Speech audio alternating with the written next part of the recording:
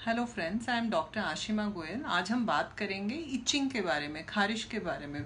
इस लॉकडाउन में बहुत से पेशेंट्स ने हमें विजिट किया इचिंग की तक प्रॉब्लम के साथ। इचिंग एक सेंसेशन है जिसमें हमारा मन करता है कि हम स्किन पे थोड़ा स्क्रैच करें।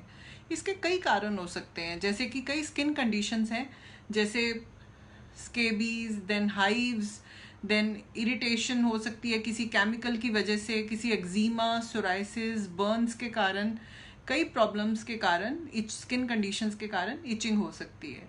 इसके बिना कई न्यूरोलॉजिकल डिसऑर्डर्स भी हैं, जैसे कि शिंगल्स होती है, देन आपकी मल्टीपल स्क्लेरोसिस होता है, डायबिटीज़ होती है, जिसकी वजह से आपको इचिंग की शिकायत हो सकती है।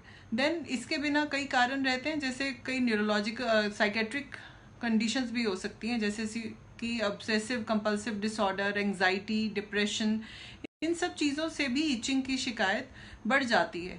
कई बार इंटरनल डिजीजेस भी इस प्रॉब्लम का कारण बन जाती हैं, जैसे कि कोई आपको लिवर फेलियर है, किडनी फेलियर है, आयरन डेफिशिएंसी है, कोई आपको थायराइड डिसऑर्डर है, किसी तरीके का कैंसर है, जैसे कि मल्टीपल माइलोमा हो गया, उसकी वजह से भी इचिंग काफ़ी बढ़ सकती है।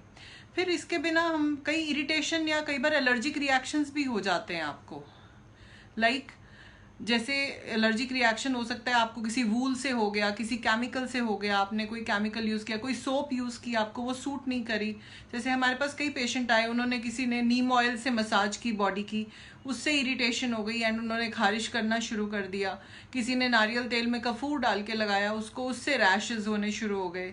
देन किसी ने कोई मेडिसिन खाया ईएनटी इशू के लिए, कोई एंटीबायोटिक खाया, उससे उसको हाइव्स हो गए।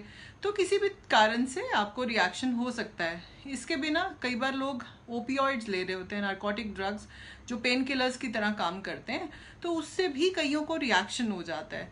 तो कई कारण हो सकते हैं जिनसे इचिंग होती है। फिर उसके बिना एक कारण रहता है कि प्रेगनेंसी में जब बेबी का साइज बढ़ रहा होता है तो वो लिवर पे प्रेशर डालता है, तो कई बार डक्ट्स ब्लॉक हो जाती हैं, तो उसकी वजह से लिवर के टेस्ट बढ़ जाते हैं, उससे भी इचिंग शुरू हो जाता है। तो इसकी इचिंग की क्या कॉम्प्लिकेशंस हो सकती हैं, हमारे लिए जानना बहुत ज़रूरी है कि अगर हम बहुत लंबा समय तक इसको इचिंग करते रहें और बहुत खारिश करते रहें स्किन पे, तो उससे कई बार हमें एंग्जाइटी भी हो जाती है, डिप्रेशन भी का भी लोग शिकार हो जाते हैं, और कई लोग खारिश कर करके स्किन को मोटा भी कर लेते हैं। और कई बार इंटेंसिटी इचिंग की इतनी बढ़ जाती है कि कई लोगों के जख्म हो जाते हैं, चोट लग जाती है, स्कारिंग हो जाती है, स्किन ब्लैक पड़ जाती है। तो हमें इसको सीरियसली लेना है, इसको लाइटली नहीं लेना। तो हमें डॉक्टर को कब कंसल्ट करना है, डर्मेटोलॉजिस्ट को कब कंसल्ट करना है कि हमें इचिंग का प्रॉब्लम है और हमें उनको दिखाना है। तो अगर इचिंग आपकी 2 हफ्ते से ज़्यादा लास्ट करे और आपके जो भी घरेलू नुस्खे हैं आप वो सारे कर चुके हैं और आपको उससे कोई रिलीफ नहीं हो रहा, तो that is the first sign कि आपको डॉक्टर को, डर्मेटोलॉजिस्ट को कंसल्ट करना है। देन अगर आपकी ये डे टू डे एक्टिविटी को नुकसान कर रहा है, मतलब आप आराम से दिन के काम भी नहीं कर पा रहे हो, सो नहीं पा रहे हो, रात को नींद नहीं आती है, या फिर ये एकदम से आती है और आप इसको किसी भी कारण से एक्सप्लेन नहीं कर पाते कि ये क्यों हो रही है, so that is another cause कि आपको डॉक्टर को कंसल्ट करना है। और ये आपकी सारी बॉडी को अफेक्ट कर रही है, और अगर इसके साथ और भी कई सिम्टम हैं, लाइक कोई फीवर है, रेडनेस ऑफ स्किन है, या फिर आपका वेट लॉस हो रहा है, आपको भूख नहीं लग रही है, आप बहुत थके रहते हैं, आपकी यूरिन की फ्रीक्वेंसी बहुत बढ़ गई है, बावल मोमेंट्स बहुत डिस्टर्ब्ड हैं, तो ये कई कारण हो सकते हैं जिसकी वजह से आपको डॉक्टर को कंसल्ट करना चाहिए।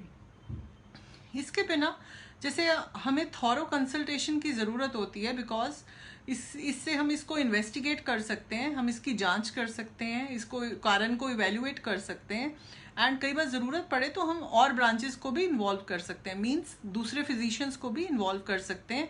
लाइक किसी पेशेंट में लिवर फेलियर है, रीनल फेलियर है, तो हम नेफ्रोलॉजिस्ट को, हेपेटोलॉजिस्ट को भी ट्रीटमेंट में इन्वॉल्व कर सकते हैं।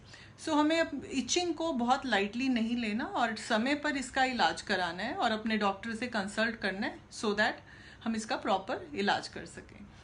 I hope you must have liked these tips, and I want that if you like this video, do share with your near and dear ones. And if you have any concern regarding your skin, hair or nails, or any other issue regarding your oral cavity, or you are having some oral ulcers, you can always visit us for the consultation. We are open now both in the morning and both in the evening. And thank you.